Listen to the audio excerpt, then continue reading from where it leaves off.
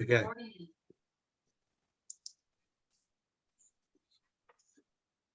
Right, so hello everyone.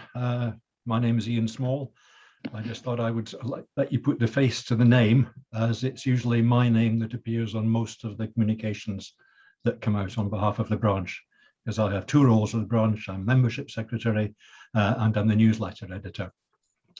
So most of those communications that come out are sent on our behalf by head office using the mailing system that they have attached to the membership database.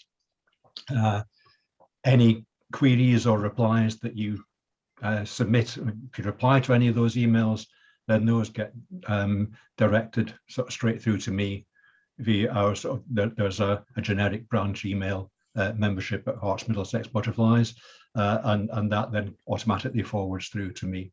So if you want to follow up on any of those emails, then just hit the reply button and it will come through. Your branch membership is dictated by where you live, so you're assigned to the branch that's relevant to your address. You do have the option to subscribe and join additional branches if you want, and you just need to contact membership at head office to arrange that. And there's a small supplemental fee for each additional branch that you join, should you so wish. So our newsletters, they're currently produced twice a year, in spring and in autumn, and members are sent a PDF link when those come out, unless they have specifically requested to receive hard copy of newsletters, so printed versions. That approach allows much more of your subscription payment to be actually directed towards conservation activities rather than all going towards stationery and postage, and most people seem happy with that. Obviously, once you get the PDF link, you can read the newsletter online, or you can download a copy and save that on you. The branch website has all the past editions of the newsletter in its publications section, so you can always look back at newsletters there. But what you won't see there is the current version. Otherwise, there's no incentive to be a member. So the current version is only accessible through the link that we send to the members. So I encourage you either to download your own copy or to make sure you don't lose the email if you think you might want to refer back to those emails, refer back to the newsletters rather.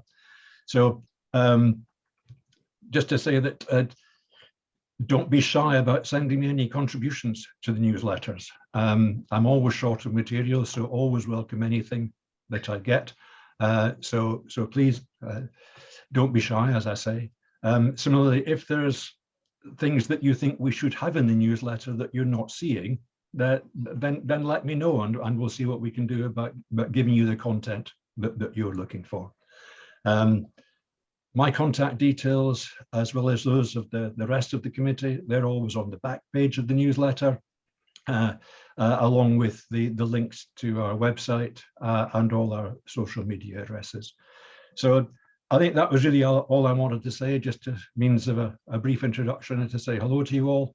And so I'm happy to answer questions now or later before the end of the call, but else I'll hand back to Malcolm and Liz for the main presentations.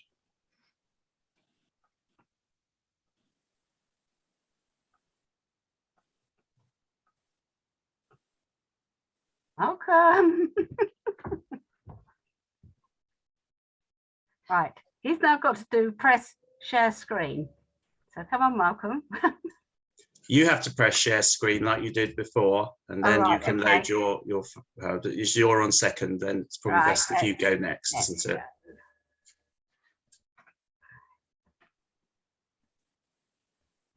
Send it back a bit. Just bear with me a second. That's it. Okay. Right. I'm Liz Goodyear. I am the secretary. I organise the walks. I often am involved with organising all the winter events. I organised all the Zoom meetings that we had last winter. In addition to that, I do look for butterflies rather intensely. I spend most of the summer looking for butterflies. I'm a bit keen in that respect. So, but I'm going to talk to you about basically the garden butterflies. These are the commonest butterflies. They are the species, they're generalists. Most people might see one in their garden at some point during the year. But just before we go into that, now let's get this working. Right, what I just want to tell you, we have various means where you can find out what's flying in Hertfordshire. So as Ian just mentioned, we have our branch website. You see the address there, and there's a front page which tells us, you know, the next forthcoming events, the species that have been seen this year. And then if you click on sightings, you then go to the sightings page, which is the most visited page, and this is where you'll see all the latest news. You'll get a list, you'll see what butterflies you might expect to see at the moment. As you can see, there's a picture there of the purple emperor, because they're flying now in the woods of Middlesex and Hertfordshire. And then once you've gone past the sightings page, we also have a Facebook page, which is sort of used for slightly different things. Andrew Wood is in charge of this, and he posts videos and things that he's observed on his travels, and people contribute that way, but not quite the same way as the sightings page. We have a Twitter page. This is more for announcements, forwarding important messages from head office, anything that we think might be of interest to fellow butterfly watchers, moth watchers. We don't forget moths as well. We do cover moths. And then we also have an Instagram page, which basically follows the sightings page and picks up news that way. I don't know a great deal about Instagram, so I can't give too much advice on this. But again, we also have the Instagram page. So what I'd like to do first of all is just give you a brief outline of a butterfly's life cycle, because we see this beautiful butterfly flying around our garden in the summer, but it has quite a busy life. This is a painted lady, which you encounter most years. So this is a butterfly, a painted lady butterfly, and boy meets girl. The female painted lady will lay an egg. That will then turn into a caterpillar. This then turns into a chrysalis, which eventually emerges back into a butterfly. There we go. That sounds all terribly simple. But we have a situation where we have lots of different life cycles of a butterfly. Each butterfly does not work the same way. We have some butterflies that hibernate during winter as actual adult butterflies. We have some butterflies that overwinter as eggs, or as caterpillars, or as a chrysalis. Again, all completely different. Then we get some butterflies that migrate here from Europe and Africa. So they've traveled a long way before they get to our gardens. And then you get some species, we might have only one generation. So we just see, say, the adults in the spring, they do that life cycle bit, see them in the summer, and that's it for the year. Or they've spent their winter as an egg. They then emerge in the summer as an adult. The butterfly lays its egg, say, like a white letter hair streak on an elm.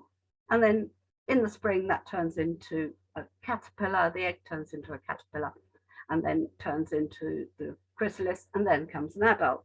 So we get some which have more than one generation. So we have one generation butterflies, where you'll only see them once a year, perhaps for a few weeks. Or you have some which you'll see more than once, like a speckled wood, the small whites, the green veined whites, the large, all the whites tend to have more than one generation. But everything varies. So there's no set rule. There's no rule. Every butterfly has a different rule. And then you get the seasons. You get butterflies that we only see in the spring, which we consider as being April and May. You get summer butterflies, June and July. Like at the moment, we've got meadow browns and the gatekeepers. These may carry on into August, but then in late summer, August and September, we perhaps get a second generation of some of the other butterflies, like the common blue, the brown argosies. so that you'll see them in the spring, in the late summer, and there'll be a gap in the middle when you won't see them. So next, as I go through, I want to try and give you some tips on gardening. It's not so easy because I've not got a time scale. I could talk for ages because I'm capable of talking for ages if I want to. But anyway, here we go. We'll start with what we expect to see in the garden. This is the peacock butterfly. It's about at the moment. It's nectaring on your buddleia. It's nectaring on your hemp acrimony. The hot weather has suppressed a lot of butterfly sightings at the moment. If we get some cooler weather, if we get some rain, things will perk up. But for instance, on Tuesday, yes, it was Tuesday. Yesterday was the really hot day, wasn't it? My memory's already gone with the heat. Tuesday, I sat watching the garden butterflies in the shade and I saw almost nothing. It was just so hot, even they didn't want to fly. Anything that was flying was in the shade, everything. So get a bit of cooler weather and the butterflies will start to appear. Now, the peacock is one of these butterflies that actually hibernates over winter. Malcolm has a shed, well, it's an old cold cellar where they actually hibernate, and he counts his roosting peacocks in there. And they go into hibernation fairly soon. I don't understand the full reasons for this. Malcolm would explain that to you. But the peacock, like a lot of other these larger butterflies, they use stinging nettles. Now, unless you've got a very large garden, the caterpillars feed on the stinging nettles. Unless you've got a very large garden, you're never going to have enough stinging nettles. So as long as you've got some in a lane nearby, in a field edge, somewhere else where somebody else is happy to grow them, you should still encounter them. If you've got a very large garden, well, yes, you can grow your stinging nettles, but you need them in a sunny location. Don't put them in the shade because the butterflies are not interested. And this is another stinging nettle caterpillar feeder. This is a small tortoiseshell. One popped into my garden yesterday. They again also hibernate. And like the peacock, they'll hibernate in sheds and in outhouses like Malcolm's coal cellar, also in old buildings, all sorts of places. And the comma, again, another hibernating butterfly. This does use stinging nettles for its caterpillars, but it also uses hop, wild hop, and sallows. Now, I've got a hop plant in my garden. It's a bit of a pain because it grows and grows and grows and takes over, and it's very vicious. But on Saturday, the comma spent the whole day egg laying in the shade of the hop plant, and I found at least one egg. So, you know, that's another thing. If you've got space, grow a hop plant, but obviously, again, it does take over a bit. But this is why, as you can see, this is how it gets its name, because of this lovely comma mark on its hind wing. Doesn't tend to hibernate in sheds. It tends to hibernate in trees, where, of course, this raggedy edge here looks basically like a dead leaf. It's a master of disguise in the winter, not going to be seen at all. Red Admiral.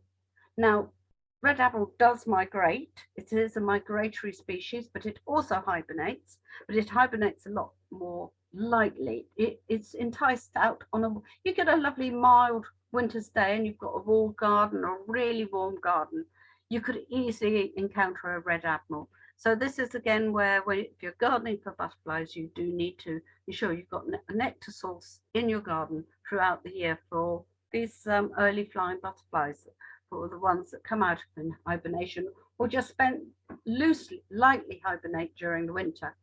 Again, as I said, stinging nettles, but again, it migrates here as well. It comes up from Africa, and then you get an influx of these perhaps at the end of May, I mean, when suddenly new batches have turned up from the continent.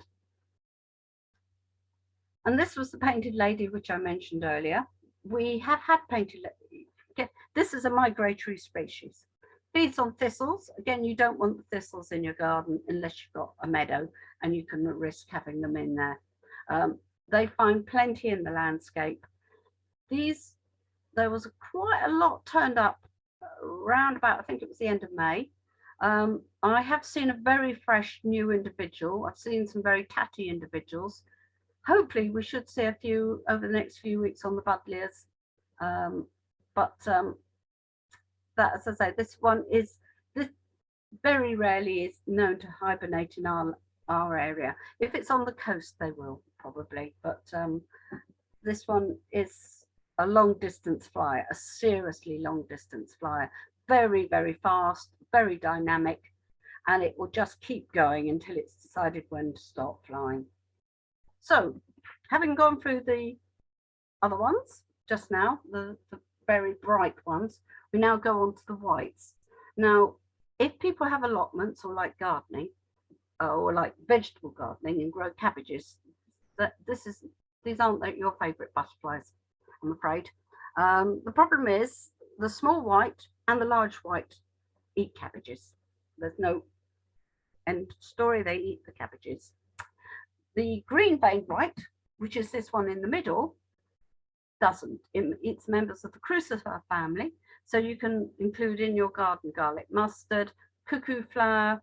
They are known to lay their eggs on honesty as well. In fact, most of these will lay their eggs on honesty. Whether they actually succeed in coming through from that using honesty, I don't know. But if I just go through each one, here we are. This is a small white. The problem is you get small, large whites and you get large, small whites. So it's very difficult to actually identify these. You can see this one is feeding on scabious, which is another brilliant garden flower. Where if you go to the garden centres, don't buy the fancy hybrid scabious. They much prefer the stuff that's in the fields, on the downlands, on the chalk. They don't want to do all the fancy stuff. Same with the buddleias, all the butterflies, they're very fussy. They're not like bees. They don't nectar on every single plant in your garden. They like specific plants. So if you want to grow lavenders, get the old cottage garden lavenders. Don't buy fancy named lavenders because they're not interested. But the small white, as I say, if you do get one to stop, and this is half the problem, they don't like stopping, small whites. If you can get a view of the hind wing, you'll see that it is simply a pale yellow. No obvious black wingtip here, which you can just see here, but it's not that obvious. Green-veined white, if you can get one to stop, which they are a little bit more cooperative, and when it stops it, you will see with its hind wing here, you've got the lovely veinings, which are quite distinctive if they stop. And again, the large white, it is normally bigger. Mine have been stopping on Verbena bonniaris, that long, tall, spindly purple flower. I think this is lavender, but it looks a bit like that. And if you see one stopped, you can just see the silhouette of this dark triangular black segment here. And that will be sufficient to tell you, one is a larger butterfly, and two, you can really see this black triangular tip. So that's a clue. But the problem is they don't like stopping. They flick around. If you get too close to one, you're going to flash it, it's going to fly off. Just as you think it's stopping, it flies off. So if you've got a pair of binoculars or close focusing binoculars, that can really help with your identification of the whites, because you can stand some distance apart, watch one land, and then get your binoculars on it and see all these individual markings. But I don't find whites easy. I know Andrew Wood doesn't find whites easy. So if you're new to butterfly recording, you're just going to find it very difficult. So don't worry, you won't be the only ones. And here we go again. Small white, green-veined white, and large white. Those are the key white butterflies in your garden, remembering that the green-veined does not eat your cabbages. And going back, this is another white. When I mentioned just now about seasons, this is a spring butterfly, and almost only spring. This is the orange tip. This is a male orange tip, because of these beautiful orange markings, this dappled hindwing, nectaring on one of its favourite caterpillar food plants, which is garlic mustard. And it's quite easy sometimes to find the eggs on the garlic mustard and then the subsequent caterpillars. So garlic mustard is a nice spring plant for your garden, which will help attract more orange tip. But just as a word of warning, this is the female orange tip. You'll see that she doesn't have an orange tip here. She has a black tip and another lovely mottled hindwing, which of course, when you compare it to the green veined white, isn't dissimilar. So of course, you'll recognize an orange tip in flight, but you won't necessarily recognize a female orange tip because they'll be flying in the spring. The green veined whites will start to fly. They start flying, all the whites start flying in the spring. But unlike the other three whites, which have more than one generation, the orange tip doesn't, although every now and then you get reports of an occasional late summer sighting. We were very early this year, maybe there will be a few oddities, but don't worry too much about seeing orange tips at this time of year. And another white. This is the brimstone. This is a hibernating butterfly, one of the first butterflies to appear in the spring, starts flying around about March. So this is the male, this beautiful bright yellow, never stop with their wings open, so you will very rarely see an open wings of a brimstone. But just to confuse you, this is the female, which is a more of a lime, pale, creamy lime green color. So very similar again to the large white when in flight. Now she will have laid her eggs. The new season brimstones are emerging at the moment, and then they go into hibernation. They tend to hibernate in ivy. So here's another important plant to keep in your garden. There's another butterfly which will also need ivy later on in this presentation. But the brimstone is one of the longest lived butterflies because, as I say, they're about to emerge or emerging. I had a male brimstone in my garden today, flew through. Once they've hibernated, as I say, they emerge in the spring. They keep going for a long time in the spring, and then, you know, they can almost live for 12 months, is reckoned, a brimstone. So one of the longest living butterflies. We've got some browns here. Browns are basically that they are lumped into a group because they basically lay their eggs in grass or on grass. The caterpillars feed on the grass. Their generations are all different. The speckled wood is the first one to fly in the spring. This one can actually, I believe, spend its life in either stage. I'm not sure whether it's an egg, caterpillar, or chrysalis, but they can spend the winter in 2 of the 3 stages I was reading the other day. Basically a woodland butterfly, but it does wander, fiercely territorial, doesn't nectar a great deal, but it will take up residence on a bramble bank in a wood. The male will be ever so feisty, and if another speckled wood male comes onto his bramble patch, they'll have these really intense squabbles going high up into the air. Then the victor will come back to its favoured bramble bank, and the other speckled wood will have to find a new bramble bank to take up residence.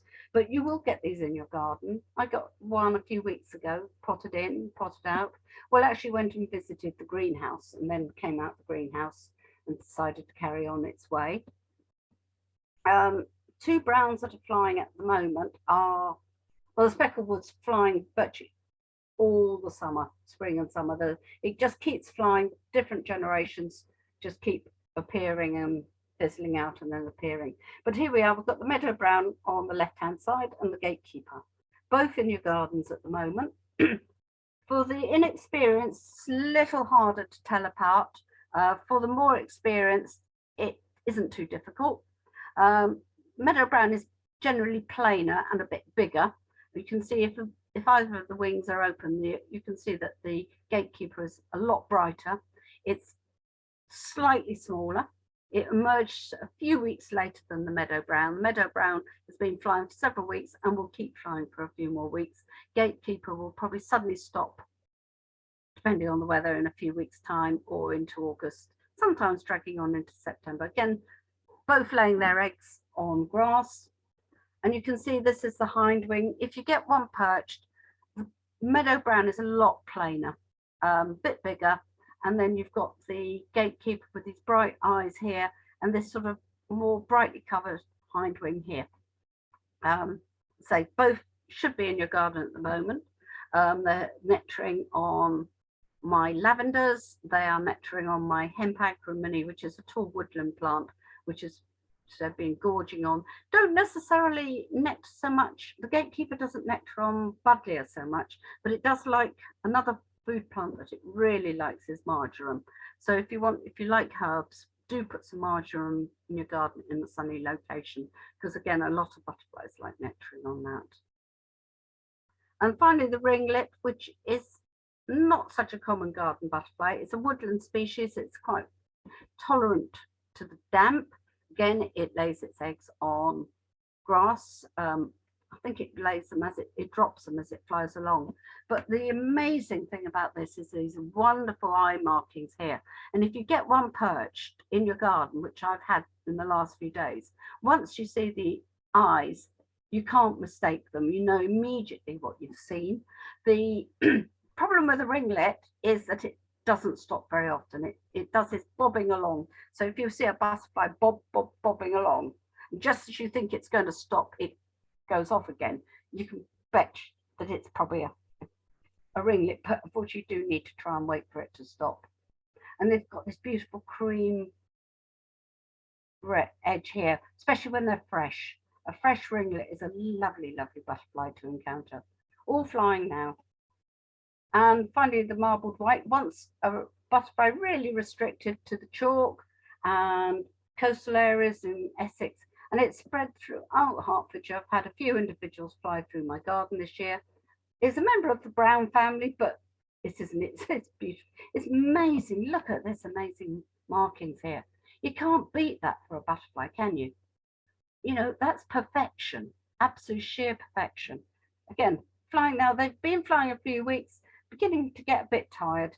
I'm not quite sure how to attract them into your garden because they love flowers like knapweeds, scabious, thistles. If you've got room for knapweeds, add a few knapweeds. And small heath, this is actually the smallest of the browns. It's a bit more of a species specialist. I have had one in my garden, but they like finer grasses. For a few years, they really were struggling, but they've had a slight regeneration. They're certainly perking up. You might be lucky to encounter one, but you'll certainly encounter them in short grassland whilst you're out walking. Perhaps if you've got a dog and you go for a walk, or if you just like walking and looking for butterflies, you should encounter these. But very, very rarely in my garden.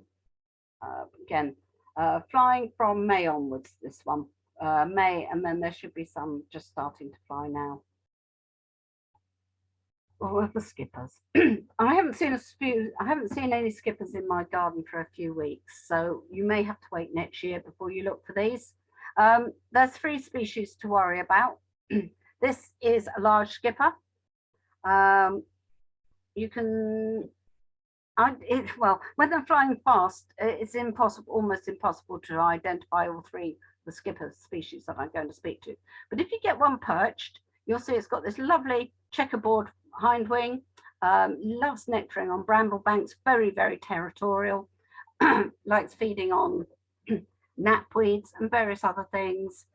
They do come into my garden, but I don't think I saw one this year any more than I saw a small or an Essex skipper. These are the smaller cousins of the large skipper. Again, they use grass. The caterpillars use grass, so you're going to find them in meadows, and they will wander into gardens if there's sufficient nectar. Now, the problem with the small skipper and the Essex skipper is they're almost identical, especially to the untrained eye. You can group them on your sheets, recording sheets as small stroke Essex. how do I best explain? My diagnostic point for a small skipper is this triangular sepia tip here. Now, everyone says it's about the antennae, which you'll see here on a small skipper is basically just orange, but on the Essex skipper, it looks like it's been put in a pot of ink. But it's easier said than done because they're flying like crazy around a field. They don't stop, especially when it's hot, and trying to get close up to one is nigh on impossible. So again, if you've got binoculars, try and get one to stop. That's easier said than done, but if you can get your binoculars onto them and see what's going on. And there you go. There's your small skipper with hardly anything, with no black, and the Essex skipper with a great big dollop of black ink on its antennae. And this is the holly blue. This is the only blue I'm going to discuss. There are more blues, but the one that you're most likely to encounter in your garden is the holly blue. If you've got a lot of grassland nearby, you might be able to get a common blue. But if you see a small silvery butterfly flying along your hedge line, top of the garden, through Tesco's car park, this is almost certainly going to be a holly blue. It has 2 generations a year, very occasionally a third. What happens is the holly blue emerges in the spring. The female holly blue will lay her eggs on holly flowers. Then a new generation appears round about now. There aren't that many, in my opinion, at the moment. That new generation will then lay her eggs on ivy flowers, which are in the autumn.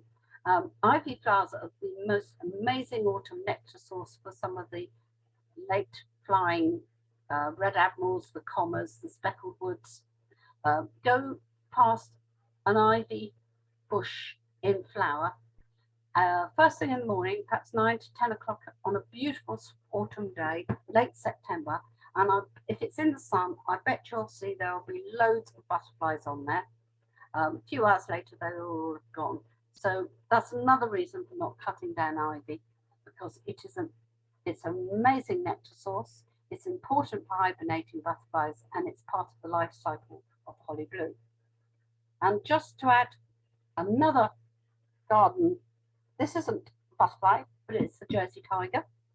It's flying at the moment in most gardens in Hertfordshire and Middlesex. I record my moths using a light, it is a trap, but they are not trapped, they're let out in the morning. I had 4 on Tuesday morning. This morning, my numbers have gone up to 46. So you can see that's what I had to encounter. Not this morning. This is what I encountered last year at its peak. There is over 100 Jersey tigers there. They're on the trap, they're in the flower beds, they're on all the bushes around, and I have to count those first before I can count any other moths in the morning. It's different, put it that way. And there are also some fabulous other moths. We have here an emperor moth, a puss moth, a black arches, and an eyed hawk moth.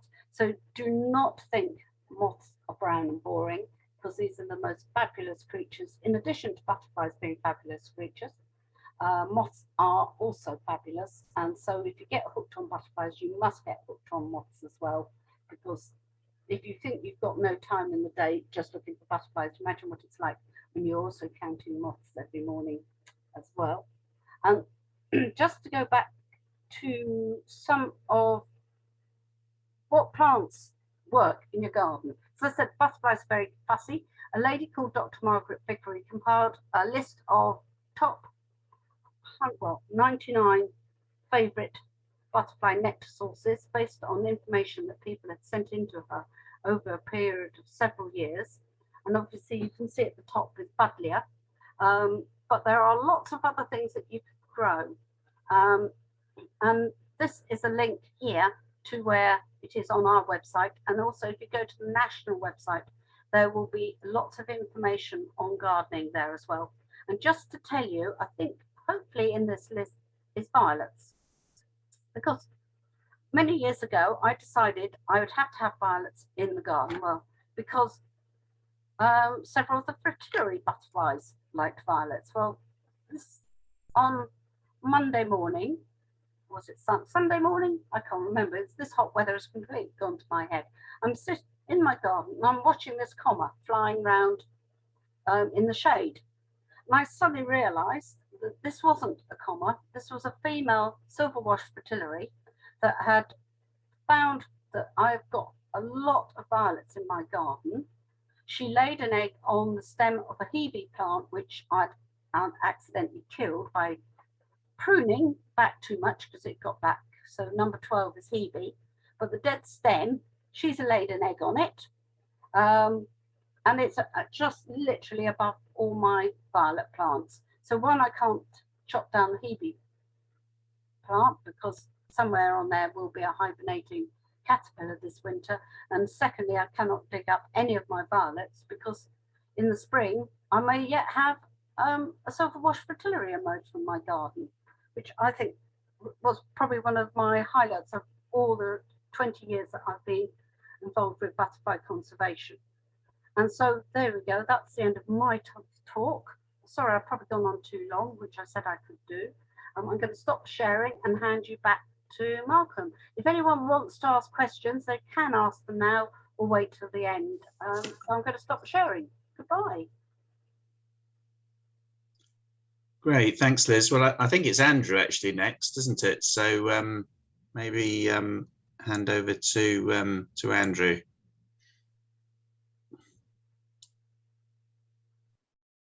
Okay, thanks, Malcolm. I'll just get the slides up and share them. Well,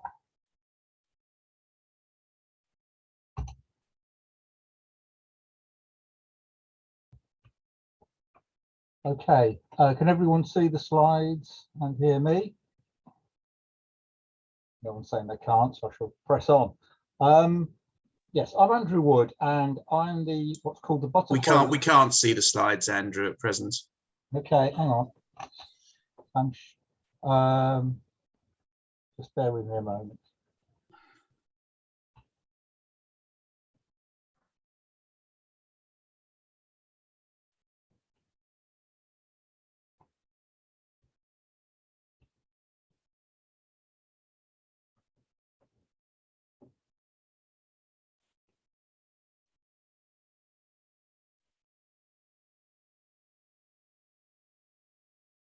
Oh, looks promising.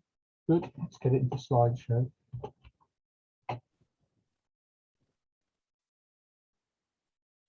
Cool. Right, we can see your inbox. Oh, sharing the wrong trouble. I've got more than one screen. Hang on a minute. Oh, that looks better. We can see a silver-wash fritillary now. Yeah, it's not the. Hold on a minute. Let's get this over this slide. Hey ho. Oh, we can see your slides now, I think. Right, let's get into the slideshow.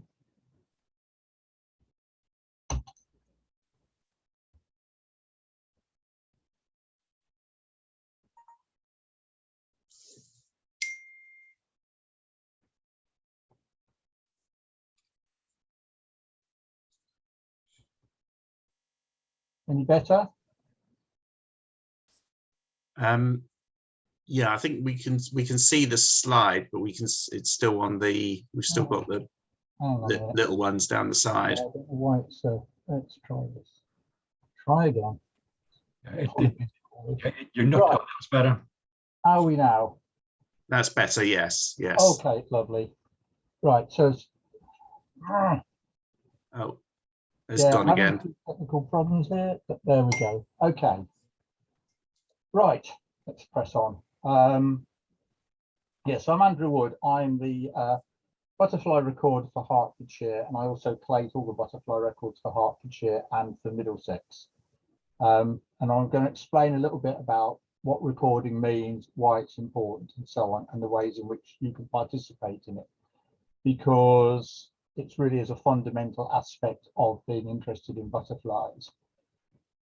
So why do we record? Well, the first thing is it says that it's an enjoyable way of making use of what you see. You can go out in your garden or the countryside and you can see what you're seeing, that's fine. Or you can write it down and just keep it to yourself, which is, if you like, a kind of train spotting. But the important thing about recording is to use that information. And that's where we go down to some of these other points, the need to know what is where and how much. All the reports that you see that Butterfly Conservation publish about butterflies declining or increasing, that information can only be gathered by recording. And that is something that is done by a few professionals who are employed by the society, but by thousands and thousands and thousands of volunteer recorders, citizen scientists, if you like. You don't have to actually physically put your hand up and say, I want to volunteer to record, but you can. For instance, in Hertfordshire and Middlesex, we get records from over 3,000 people a year. Some of those are just one record in the big butterfly count. Some are from people who go out and do lots of systematic recording or walk transects, which I'll explain again a little bit later. So there's all sorts you can make minimal effort, or you can devote virtually your whole waking life to it if you want. But the important thing about, once we know what is where and how much of it, is that it enables us to do things like evidence-based decision making. We want to know what needs to be done for a butterfly. We need evidence. And it's no good saying, well, I don't think there are as many butterflies as there were last year, or when I was much younger, there were a lot more butterflies about. That sort of anecdotal information doesn't really help. So we need evidence. And everything that butterfly conservation does has to be scientifically and evidence-based. And by collecting all these records, it means that we can understand the trends, species that are going up, species that are going down, maybe species that aren't changing. And that helps us to understand their needs. We can think, well, why has that butterfly gone down? Is it because of the weather? Is it because of changes in agriculture? Is it because of building work in a particular area? There are all sorts of things that can affect what butterflies do. And then, as I mentioned, this then becomes the basis for conservation measures at both a local and a national level. So what I'm really trying to get over it in this slide is that any butterfly that you record and then pass that record on, you are helping conservation. You're helping us study climate change. You're helping the wildlife of this country to survive and hopefully prosper.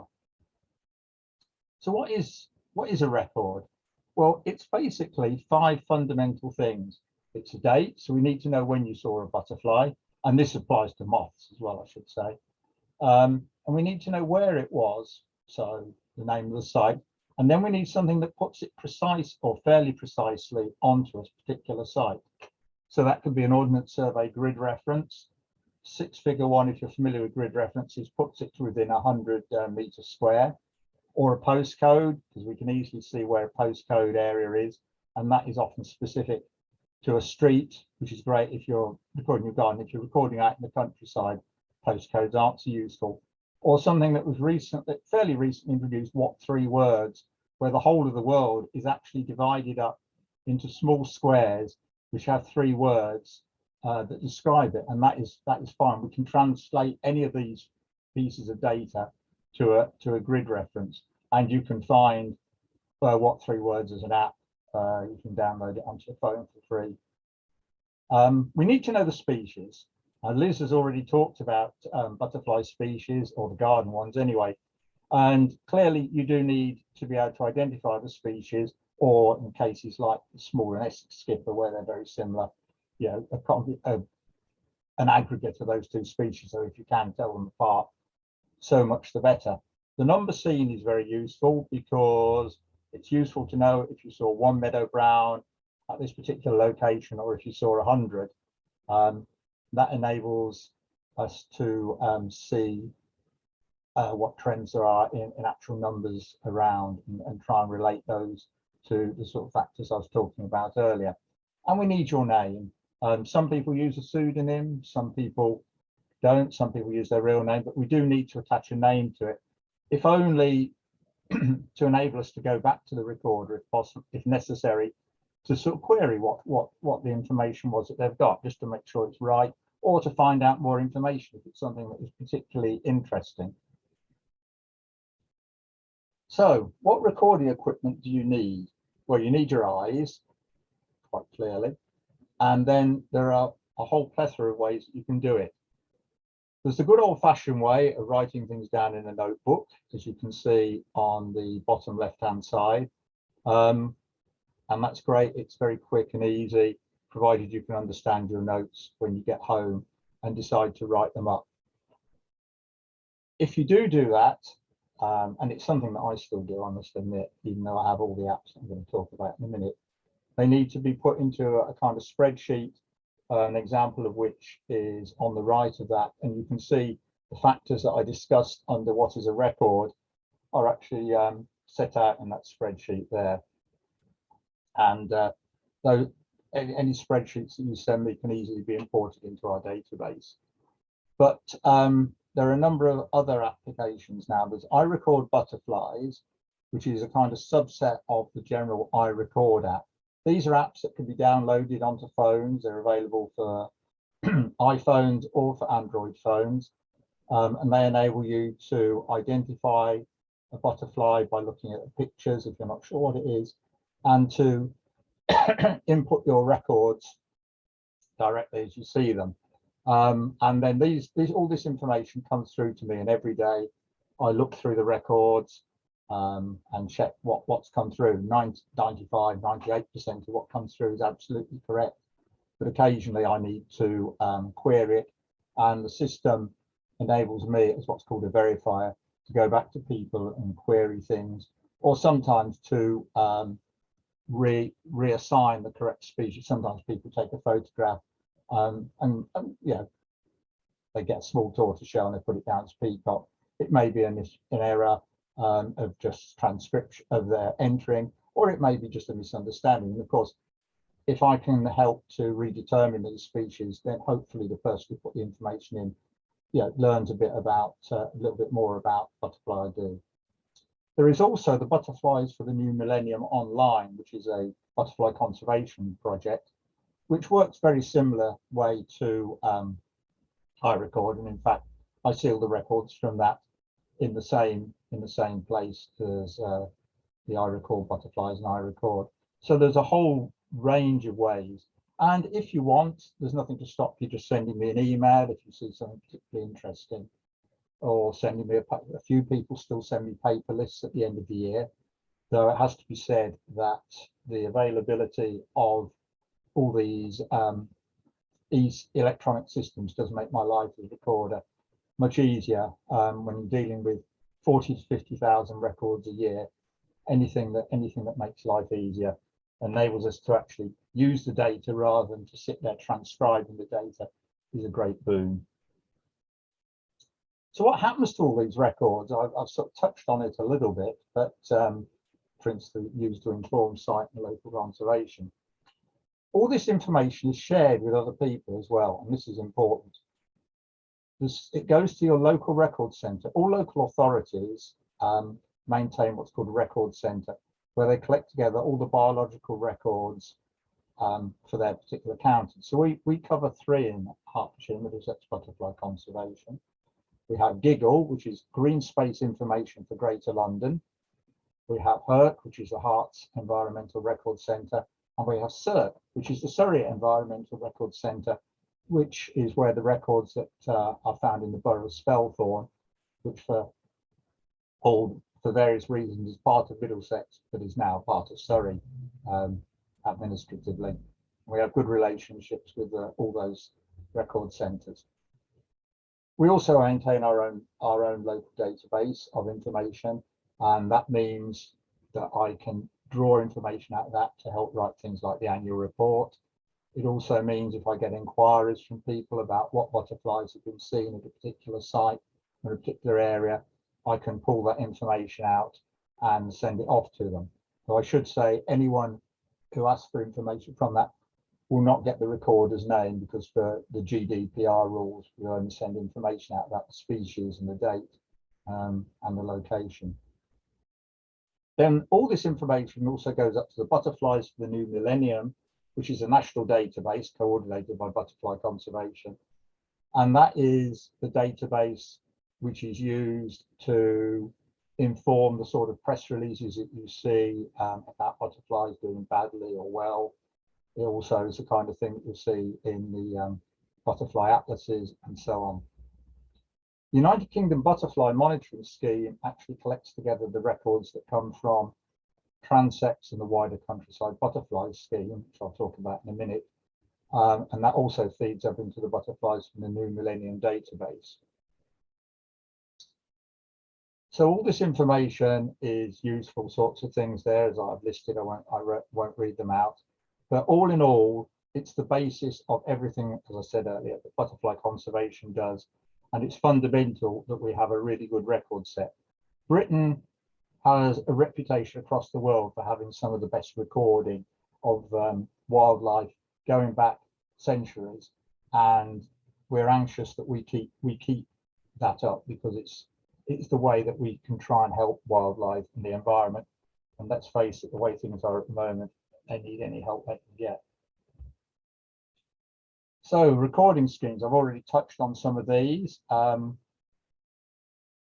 So I mentioned the casual recording. One other thing that goes into my version of iRecord is the BTO bird track butterfly records. So if anyone on the line actually records butterflies while they're out doing bird watching, I get that information as well. There are site recording. This may be recording that we do it for a number of organizations where we actually do recording on a site or a number of sites. Sometimes you may find that you've been invited, you're known locally as someone who knows something about butterflies to actually regularly visit a site, not necessarily to do anything formal, but just to record butterflies at a particular site. There's a garden butterfly survey.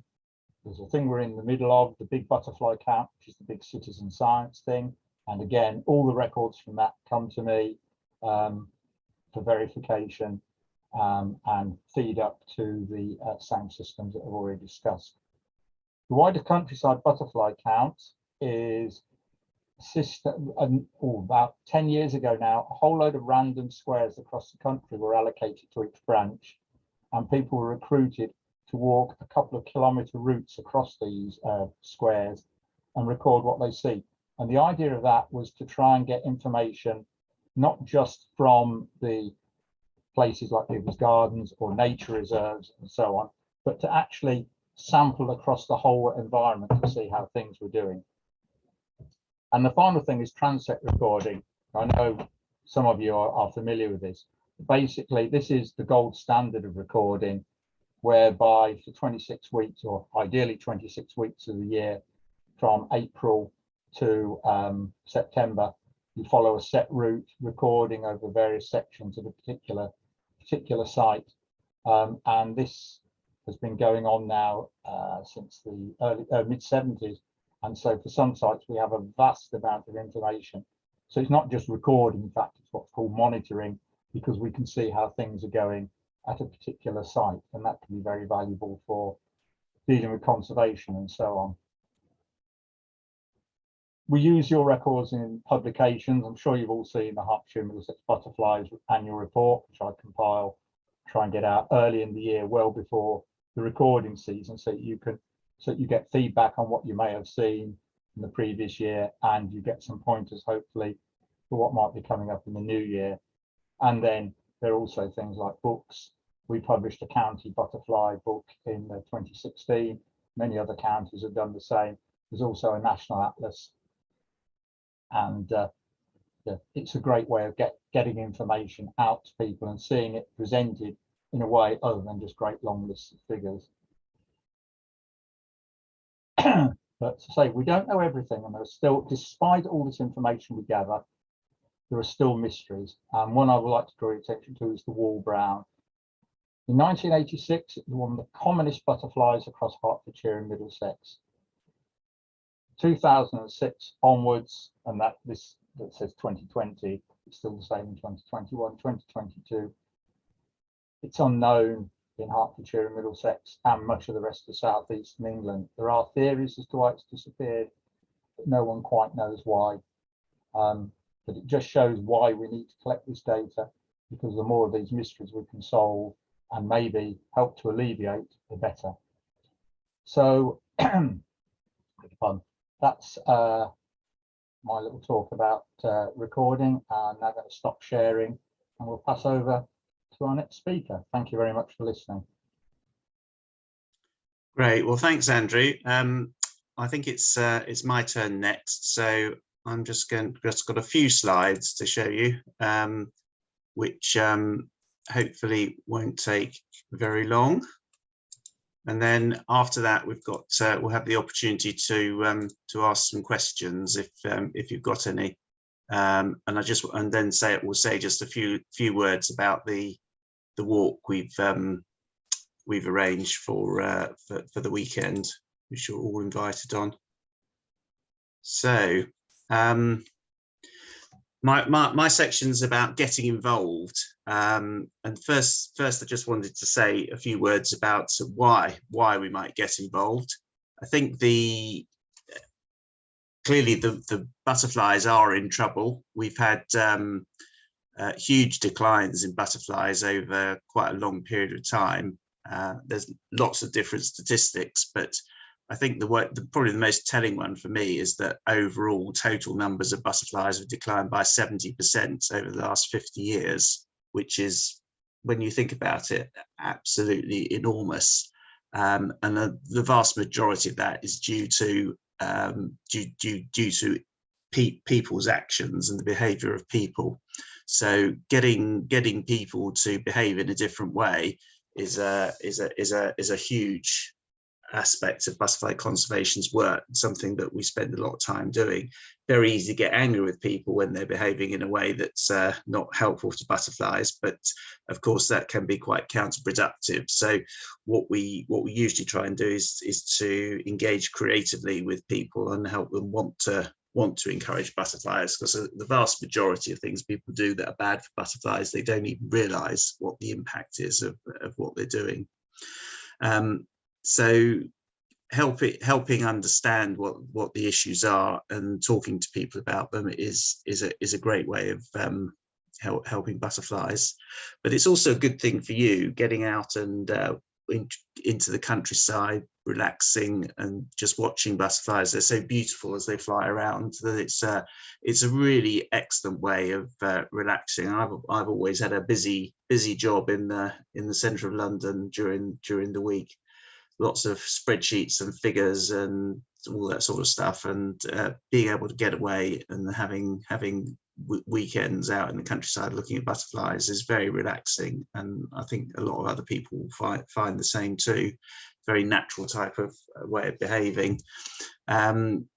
And of course, you meet lots of like-minded people as well. So making new friends, I've got to know loads of people, not just in Hertfordshire, but around the country through butterflying, and it's a really good way to make new acquaintances of like-minded people. I guess finding out more about local sites as well, exploring, looking at different species. The branch will help a lot. In the atlases Andrew publishes and the information on their website will really help get you a good idea of what butterflies are flying at what time and where they are, and that will be a great way to get better knowledge of what's going around. And lastly, it's very good for your mental health. I think there's been all sorts of studies that have shown that mental health is improved by being involved with looking at wildlife, and butterflies are by no exception to that. So how do you get involved? Well, first thing probably is come along to one of our events, and you've already started by joining this evening. But we run a big program of butterfly walks throughout the year. There is a special walk on Saturday in Greenwood Park near St Albans, which is designed to go with this session. So you're all very welcome to come along to that. I think there is a registration on Eventbrite. If you haven't registered already, it's not too late to do that now. But we'd love to see you there and help take you out into the park and show you what the butterflies look like. We've got I'm not actually going to be there myself, but I think Liz and Ian will both be there, so you'll get a chance to meet them in person.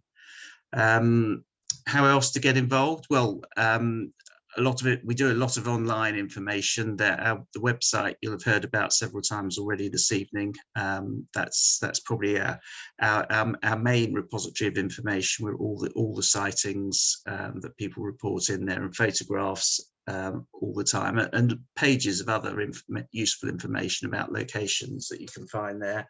We've got our YouTube channel, which has links through from the website to that, which what we do on there is we record all the talks we've given. Liz referred to the various Zoom events we've had over the last 2 or 3 years, and they're all recorded. Some really interesting speakers that you can watch. Most of the talks are about an hour long, and you can go in at any time and look at the subjects, and if there's something that appeals to you, listen to it. There's also quite a lot of videos that people have posted up that they've taken in different places of butterflies, which are also worth a look. Social media, this is something that's grown enormously in recent years, and we've got accounts on Facebook, Twitter and Instagram. All of them are pretty active, and give you a good opportunity to find out what's on, and also interact, so reporting stuff into us and joining in debates that we have sometimes on different topical issues.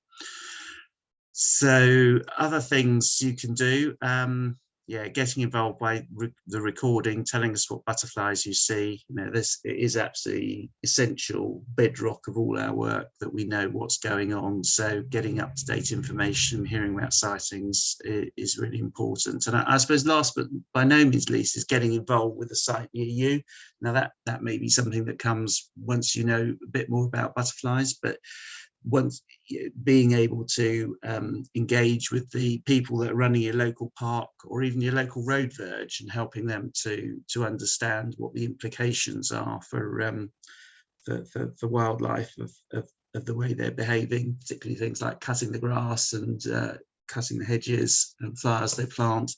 All these have a big impact on how well butterflies can survive in those environments. And the more you get to know and understand, the easier you'll find it to interact with them.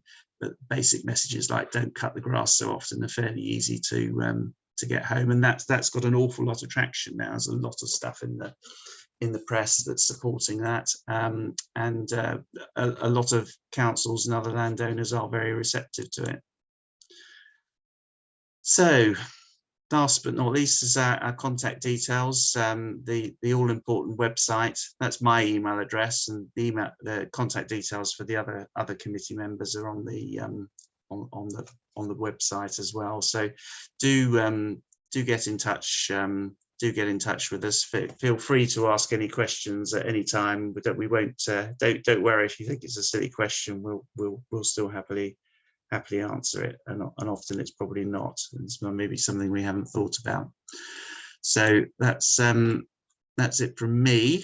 What shall I do now? I want to stop screen sharing.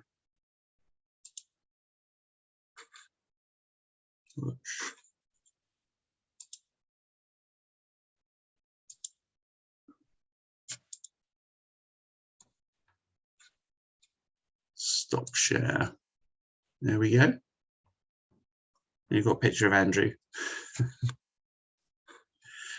Good. Okay. Well, thanks very much for all your attention. We'll. I don't know if anybody's got any questions they'd like to ask, or if you want to unmute, and very happy to if you want to show your face as well. We're very happy to see that. I'll try and there we are. I've got a question. Hi, Isabel. Hi, this is my first meeting I've come to online, but I have met Andrew before. There was a couple of questions actually. I've found a field just near me. It's just got a small footpath round it, just a meadow. and it's full of butterflies. I mean, just hundreds of them. I can hardly count them on my iCount butterfly app, whatever it is. And I was listening quite with interest to what Liz was saying about the marbled white, because there were literally hundreds of them in there. And last year I saw silver wash fritillaries in there as well. Wow. Quite a few. But then I think, well, it's a bit of a further walk from my house than I often have time for. It. That's usually in between work from home. And I was wondering whether it gives a slightly uneven recording if you're not recording, like you was talking about the transector recordings, that I go randomly all over the place and record wherever I am on the app. But does it give an unbalanced view of what butterflies were? Do you want to take that one, Andrew? Thank you. Hi, Isabel. Nice to see you again. Hi, Andrew. I don't think it does, because what you've got to remember is that is just a small set of records, and it's going into a big sort of meta set of tens of thousands of records. And so overall, it all helps to inform. Obviously, some sites are better than others, and some get recorded more than others. But when you put all that information, the more information you get, the better overall and wide picture. So I certainly wouldn't be worried that you were biasing the data. It's better to know where things are than not know at all. I just thought it looked, it felt a bit bumpy to me from, all different types of habitats, and not there's no thread between them or anything. Really, I don't think that matters at all, because the number of people who actually record fairly generally is a fairly small proportion compared to people who either record in their garden or go to the sort of hot spots like Albury Knowers or Hartwood Forest. So any information that comes from the lesser known sites is actually very valuable. And if there is something really special at a site, or that site's threatened, we don't have that information, then, as I was saying in my presentation, we don't have any evidence at all to argue that something should be done to preserve a site. So I'd say carry on and report it, please. Okay. Well, It sounds a lovely meadow. Where is it? I want to go there. It's in Welham Green in Balls Lane. All right. Okay. Well, I'll bear that in mind next time I'm passing through. That sounds great. I'll point you in the direction. Fantastic. Would anyone else like to ask a question or make a comment? Or I'll ask a question, if I may. You mentioned the wall butterfly, and there's none in Hertfordshire. But where are they? Are there any in neighbouring counties? Yeah, the nearest hotspot. I mean, you get the odd report from various counties, but the hotspots, as far as I'm concerned, and I'm sure Liz can probably help me a bit, is the Norfolk coast and also down into the West Country. They seem to have retreated very much to the coastal parts of the country, and I think that's still reasonably common if you go up into Yorkshire and so on. Yeah, South East is a bit of a Essex. I was very surprised. I was over at a site in Basildon looking for grizzled skippers, and there was a wall on the church. Absolutely gobsmacked. But it was very close to the estuary, Thames estuary. So they've got lots of these theories and possible actual reasons, but it's to do with the winter ground temperature. Some of the sites are so much warmer that they are producing a third generation, which fails.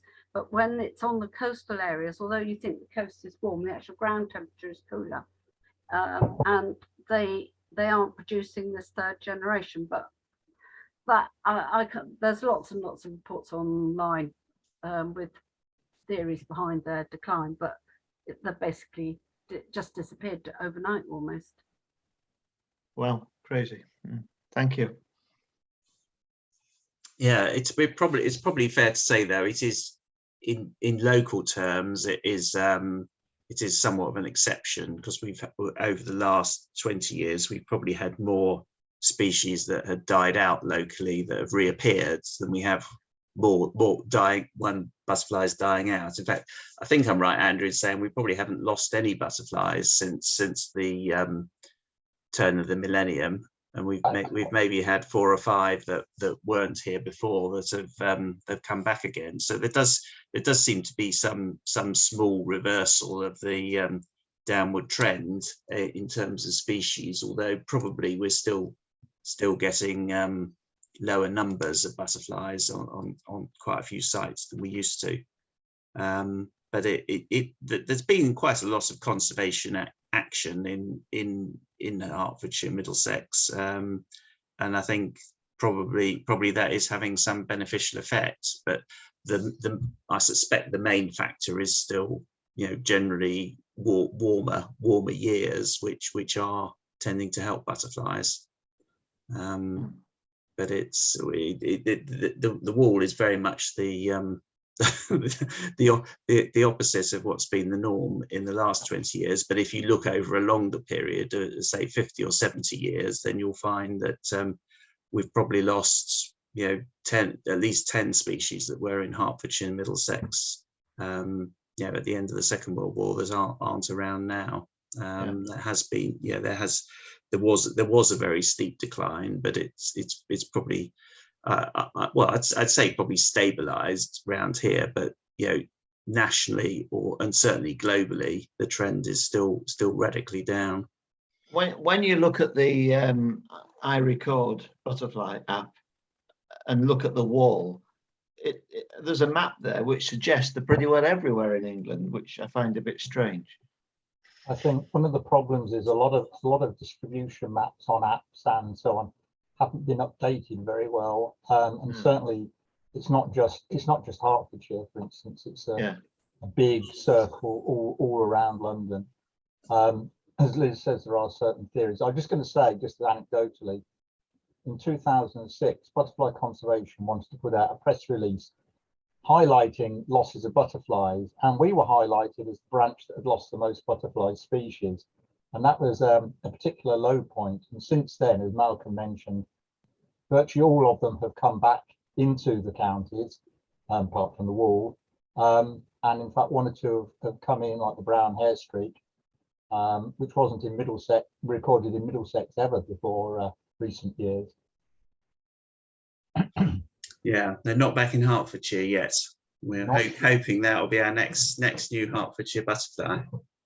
So lots of butterflies have a habit of flying right up to the border of Hertfordshire and then doing a U-turn and going back in the opposite direction. I used to say that about dark green fritillary. They actually knew where the county boundary was in Bedfordshire, and they stopped and went back, but then they decided they did like it here after all. Yeah. Yes, well, that's a species that wasn't resident 20 years ago and definitely is now. Right, as time's moving on, but would anyone else like to ask a question? Yes. Astrid, yeah, go on. Hi, my name is Astrid Vargas, as you see there. Well, first I want to thank you all for what you do. It's so touching and so important. And I just moved to the UK. I'm a conservation biologist. I work on carnivore reintroductions mostly. So, but in recent years, I've got a keen interest on butterflies, and I'm really impressed by your work. And I think what you're doing is so incredibly important to engage the public and action. And I do a lot of work on that in Spain, of mobilizing communities. And I think that butterflies are very inspirational for getting public engagement.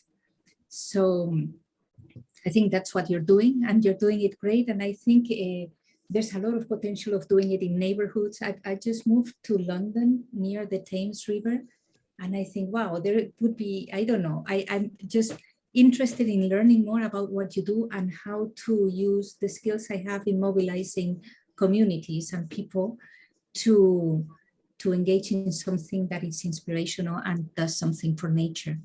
I also wanted to mention I've written a book about Vanessa Cardui. It's about life, death, transformation. It's a mix of science, conservation, and philosophy about the natural history of Vanessa Cardui and life and death and transformation. So I want to give that book to raise funds for butterflies too, to help my butterfly conservation. So anyways, I wanted to talk, I don't know who to talk to about it in your, so I've just moved to London, I don't know much, but if I could connect with one of you and maybe see how we can collaborate and I can help with this book to what you're doing. Yeah, that would be great. Thanks very much. I think we've probably got your contact details, haven't we, Liz? So Yes, yeah. yeah, we'll drop you an email afterwards, and then we can get going on that. But yeah, and there's also I mean, there's the big city butterflies if you're in London as well, to get in touch with you. Wouldn't you agree, Malcolm? Yeah, absolutely. I can't remember whether we covered that this evening or not, but we've got a project on the ground at present which is covering the inner London boroughs. So it's including our part of inner London, which is north of the Thames, but also quite a few of the boroughs south of the Thames as well. So it's being done jointly with other butterfly conservation branches. But we've got two project officers working there at present who are, one focused on conservation, who's doing a lot of work in local parks, trying to get wildflower meadows planted. Wow. And also another one, Ellie, who's dealing with engagement, sort of going into schools and attending shows and events and talking about butterflies, helping people get started spotting them and raising enthusiasm. But if you look for big city butterflies on the butterfly conservation website, there's a whole load of information about it, and it's it's an absolutely great project. I'm sure Steve and Ellie would love to meet you, but if we make email contact, I can drop them a line and introduce you to them, because that's exactly what they're trying to do, is very much engage with members of the public and get action happening on the ground to helpful. We work with a lot of local authorities who are all very keen to have biodiversity initiatives, but they generally tend to be extremely good at writing plans as to what they do and not actually allocating any resources to making it much happen on the ground. So we have an awful lot of great intention, and not necessarily always backed up by massive amount of action. But it's very differential. Like some boroughs in London, like Brent, for example, just said, well, we're going to stop cutting the grass except for once a year, which is generally what we recommend is probably about the right time. So they stopped cutting huge swathes of the borough. And they've got lots of long grass along the roads and in the parks, and they've also planted, I think it was something like 25 miles of wildflower strips as well. So they've just gone and done it.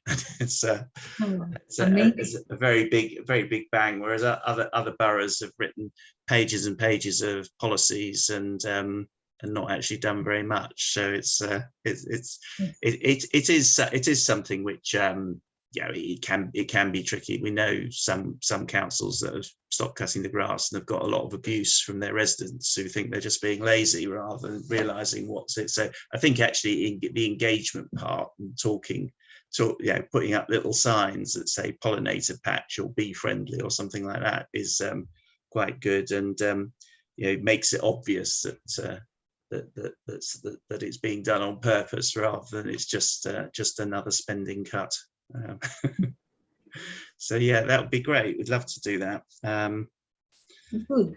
Yeah, I'd love to. Thank you so much for that. I'd love to be introduced to them and maybe connect and maybe through email maybe it'll be that's probably the easiest way to do. But do you use Twitter at all? Because they're incredibly active on Twitter. They're always putting out news about what they do every 5 minutes. So it's a very good way of keeping in touch with them and lots of other butterfly activity. But good. Okay. Anybody else before we wrap up? I was just going to quickly ask. I'm really looking forward to it next week because I'm going to at the Knepp estate in Ah, Sussex. right. Yes. Has anyone been there? Yes. It's supposed to be. It's an absolutely lovely site, and lots of interesting things to see. I mean, we have got not exactly the same sort of site, but a bit similar at Hartwood Forest in near St Albans, which which is also stalks there. Sorry? At Hartwood, you haven't got the stalks, Malcolm. We haven't got stalks, no. All right. What I was saying is it's a similar sort of environment where there's been, I mean, at Hartwood, quite a lot of tree planting, but also quite a lot of wild wood allowed to grow. In butterfly terms, Knepp is probably most famous for its massive purple emperor population, and we're finding the same is happening at Hartwood, that we're getting huge amounts of purple emperors being spotted there as well. I was there recently. Yeah, I do go there. It's lovely. Yeah. Fantastic. Thank you. Yeah. Oh, I mean, we worked quite closely with them when they were sort of during the period where they were planning it and getting it set up, because originally they were thinking of planting the whole thing with trees, and I think we managed to persuade them to leave about 25% as meadows and to let some areas regenerate naturally. One of the big advantages of natural regeneration is it encourages the sallows to grow, which are the food plant for the purple emperor. Yes, there's a lot about that in Isabella Tree's book. Yes, yeah. Are you going there to see the purple empress or just to see the estate? It's I'm going with a group of naturalists and ecologists who've invited me along, which was very nice. And so I'll report back. Yes, do. Perhaps Ian would like an article for the newsletter. Oh, you can write an article. Yes, I'll do one. Yeah, definitely. I look forward to that. Yeah. I'll take notes. Great. Okay. I don't know if people have actually registered for the trip on Saturday, but or if there's any questions about that. But we'll be the idea is to run. We're going to be running a moth trap overnight, so we'll open up the moth trap at.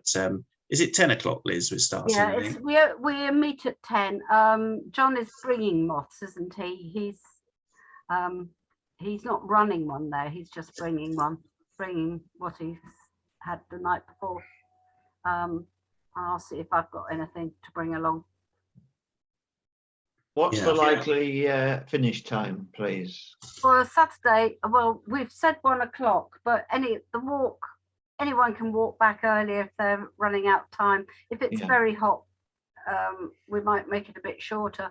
I've said 1 just so that people don't feel that they're being rushed.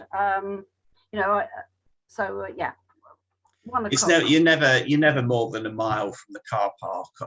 Because it's basically in a park, so it's very you can stop at any time. It always seems to happen when I lead walks that by the time the walk finished, everyone else is gone. I'd love to come, but I'm in Cambridge. But the moth opening the moth trap is brilliant, wonderful. Yeah, no, we've got.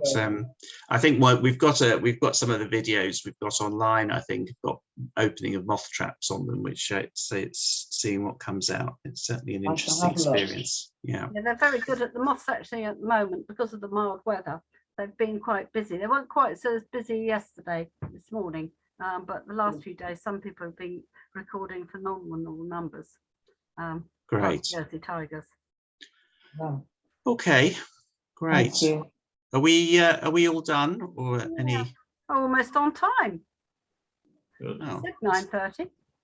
Fantastic.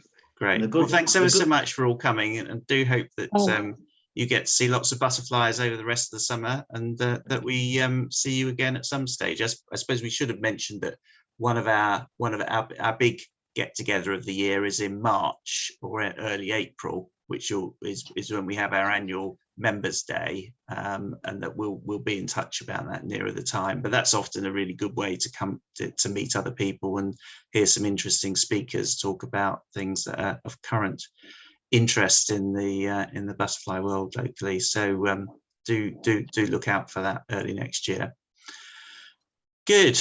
Okay, well, thanks ever so much for coming once again, and hope to see you again soon. Okay, Thank you thank very you. much. For coming. Thank you very much. Bye, everyone.